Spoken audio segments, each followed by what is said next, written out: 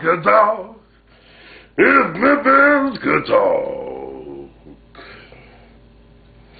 Hello everybody, welcome to a special edition of If Memphis Could Talk, brought to you by We Talk, We Talk, Real Talk with the Artivist on We TV. I think it's very important. Honestly, I'm R2C2H2 Tha Artivist, and I'm here to talk about If Memphis Could Talk.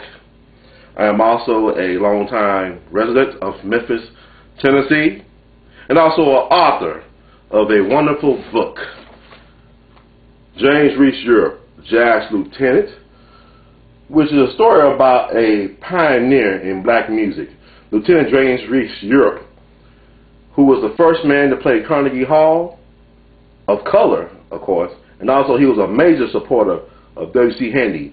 He actually introduced jazz to Europe as a band director of the legendary Harlem Hellfighters marching band. And you can purchase the book on Amazon.com, or you go to its official website at www.jazzlieutenant.blogspot.com. Now today we're talking about Memphis. And there are some things I like about Memphis, and I don't like about Memphis. Of course, everybody got their pros and cons wherever they live. But like the rapper Rakim once said, it ain't where you're from, it's where you're at. And Memphis is not at a good place right now, mentally, economically, spiritually speaking. Now, I say this because Memphis has a world-class reputation. That's the perception of Memphis, a world-class reputation. But we still, in Memphis, have a backwater attitude. We have a plantation mindset. Now, this is not an over-exaggeration. If you think about Memphis, Memphis is located in the Mississippi Delta. This area of the country has more black folks than anywhere in this country. But yet, if you look at Memphis, which is in Shelby County, the black businesses in Memphis only generate less than 1% of the total annual revenue in the city. Now, this is a majority black city in a majority part of the country. So we're not really minorities. We're really the majority. We got the mindset of a minority. It's in terms of we're thinking on small-scale things. If the average black business make about $67,000 per year, how can I employ anybody in my community? How can I really make a living as a business person in my community if I'm only making on average $67,000 a year? $67,000 a year is barely enough to pay for my mortgage, for daycare, for schooling, for transportation. You got to make a lot of decisions. I'm going to eat or I'm going to rent and live somewhere this month. So Memphis, really, you look at black businesses, they're not black businesses, they're like contractors, like freelancers, you know, because you can't employ anybody. And the reason why I say this is because the #1 employer in the city is Federal Express, followed by the Memphis City Schools. So where are the black entrepreneurs at who can generate jobs and internships? Because every time I'm going outside, I'm seeing young black men on corners or walking around not doing too much of anything, teenagers who we have been told through the brainwashing of the media to be afraid of instead of to lend a helping hand. Now, we got the two twin towers of progress dealing with education and economics. Places where education is top-notch are usually breeding grounds for economic entrepreneurial success.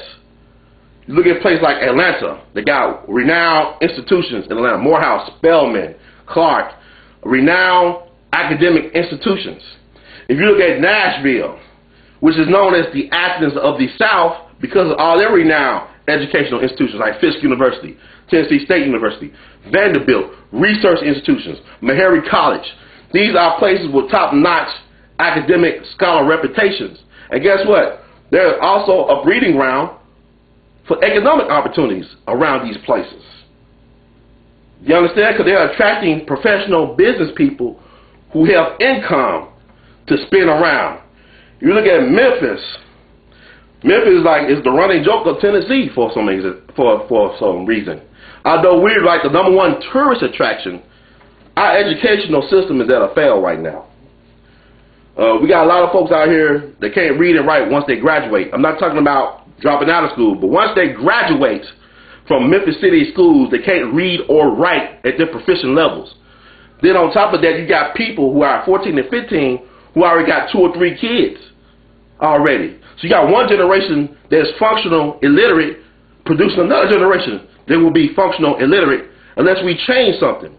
Brother Frederick Douglass once said, it's easier to raise strong children than it is to repair broken men. We have a lot of broken people walking around Memphis. We have such wonderful abilities and talents, but they have not been processed in the correct way. Well, I mean processed, I'm seeing. Because a lot of times people think when you have a degree, you have an education. A lot of times your degree don't represent how intelligent you are.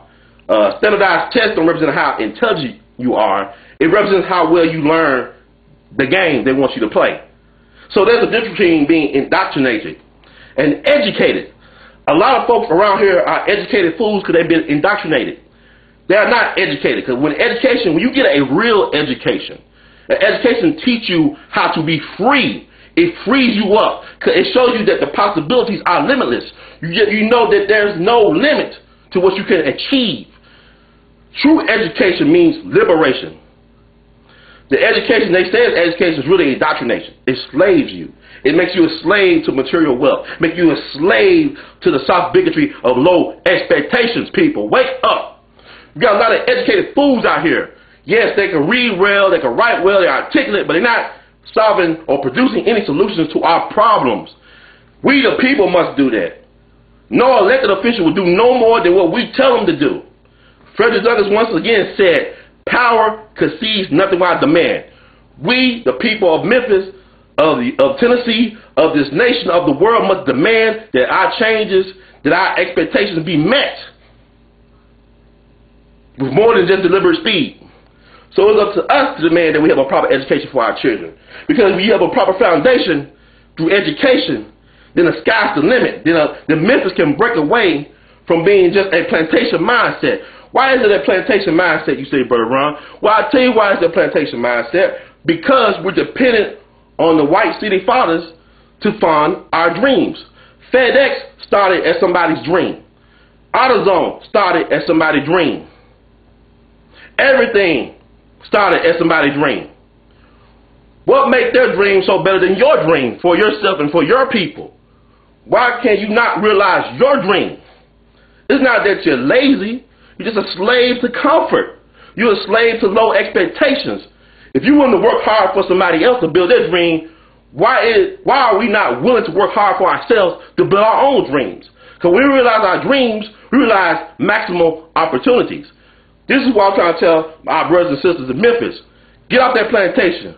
Build your own station in life and take it to the next level. Because sky is not on the limit.